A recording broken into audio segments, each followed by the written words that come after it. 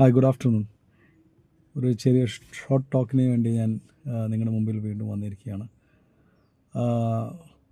The peace that surpasses every human understanding shall guard hearts and minds എന്ന് ദൈവത്തിന് വചനം പറയുന്നു. ദൈവത്തിൽ നിന്ന് വരുന്ന ഒരു സമാധാനമുണ്ട്, അതാണ് നമ്മുടെ ഹൃദയത്തെ സൂക്ഷിക്കുന്നത്, നമ്മുടെ മനസ്സിനെ സൂക്ഷിക്കുന്നത്. അപ്പോൾ നമ്മുടെ സമാധാനം എന്ന് പറയുമ്പോൾ the peace that God gives surpasses every human understanding എന്നാണ് അവിടെ പറയുന്നത്. അതിൻ്റെ അർത്ഥം നമ്മുടെ ഹ്യൂമൻ ബീങ്സിന് അണ്ടർസ്റ്റാൻഡ് ചെയ്യാനായിട്ട് സാഹചര്യങ്ങൾ നോക്കിയിട്ടാണ് നമ്മൾ അണ്ടർസ്റ്റാൻഡ് ചെയ്യുന്നത്. നമ്മുടെ 5 സെൻസസിൽ കൂടി, 5 ഇന്ദ്രിയങ്ങളിൽ കൂടിയാണ് നമ്മുടെ കാര്യങ്ങൾ നമ്മൾ മനസ്സിലാക്കുന്നത്. പക്ഷേ ദൈവം തരുന്ന സമാധാനം എന്ന് പറയുമ്പോൾ ബാഹ്യമായിട്ടുള്ള സർക്കംസ്റ്റൻസസ്, ബാഹ്യമായിട്ടുള്ള കാര്യങ്ങളിന് അപ്പുറം 5 ഇന്ദ്രിയങ്ങളിൽ കൂടി നമ്മൾ മനസ്സിലാക്കുന്ന കാര്യങ്ങളെക്കാളും അപ്പുറമാണ് ദൈവം തരുന്ന ഒരു സമാധാനം. അതെന്ന് പറയുമ്പോൾ ആ ഒരു സമാധാനം നമ്മുടെ ഹൃദയത്തെ, അതുപോലെ നമ്മുടെ മനസ്സിനെ അത് സൂക്ഷിക്കാൻ കഴിവുള്ള സമാധാനമാണ്. യാതൊരു മനുഷ്യന് അത് ഉണ്ടാക്കാൻ പറ്റുന്ന സമാധാനമല്ല. അത് ഈ ദൈവത്തിൽ നിന്ന് വരുന്ന സമാധാനമാണ്.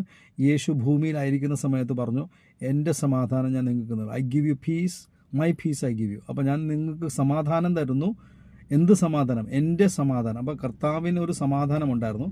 ആ സമാധാനം എന്ന് പറയുമ്പോൾ ദൈവവും മനുഷ്യനെ അനുരഞ്ജനത്തിലേക്ക് കൊണ്ടുവരുന്ന, അല്ലെങ്കിൽ റിക്കൺസിൽ ചെയ്യാനായിട്ടുള്ള ഒരു സമാധാനമായിരുന്നു.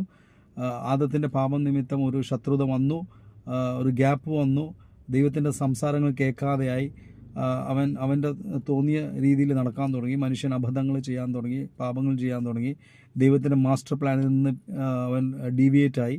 ദൈവത്തിൻ്റെ ഒരു മാസ്റ്റർ പ്ലാൻ, ഒരു വില്ലുണ്ട്, അത് ഏറ്റവും ശ്രേഷ്ഠമായിട്ടുള്ള, that's the top perfect will എന്നാണ്, പെർഫെക്റ്റ് വിൽ ഓഫ് ഗോഡ്. അപ്പോൾ പെർഫെക്റ്റ് വില്ലിൽ ജീവിക്കാതെ മനുഷ്യൻ്റെ തോന്നിയ രീതിയിൽ, there is a way that seems right to man but its end is death എന്നാണ്. ഒരു വഴി മനുഷ്യന് തോന്നുന്ന ഒരു വഴിയുണ്ട്, പക്ഷേ അതിൻ്റെ അവസാനം മരണത്തിലേക്ക് കലാശിക്കുന്നു. എന്നാൽ ദൈവത്തിൻ്റെ വഴി പെർഫെക്റ്റ് വിൽ, അത് ദൈവം എന്തിനു വേണ്ടിയാണ് ഭൂമിയിൽ നമ്മൾ അയച്ചിരിക്കുന്നത്, ആ പെർഫെക്റ്റ് വിൽ ചെയ്യാനായിട്ടാണ് നമുക്ക് ആ ഒരു സമാധാനത്തിൻ്റെ ആവശ്യമുള്ളത്. അപ്പോൾ ആ സമാധാനം കിട്ടാനായിട്ട് ഒന്നും വേണ്ട, കർത്താവായ യേശു ക്രിസ്തുവിൻ്റെ ഹൃദയത്തെ ഭരിക്കണം. You guard my heart. Guard എന്ന് പറയുമ്പോൾ ഇവിടെ അമ്പയർ എന്നാണ്, ഡിസിഷൻസ് മേക്കിംഗ് ചെയ്യാനുള്ള ഒരു പീസാണ്. റൈറ്റ് ഓർ റോങ് ഡിസിഷൻസ് ഉണ്ടാക്കാനുള്ള ഒരു കഴിവ്, അല്ലെങ്കിൽ ഒരു പ്രാഗൽഭ്യം ദൈവത്തിൻ്റെ ആത്മാ നമുക്ക് തരും.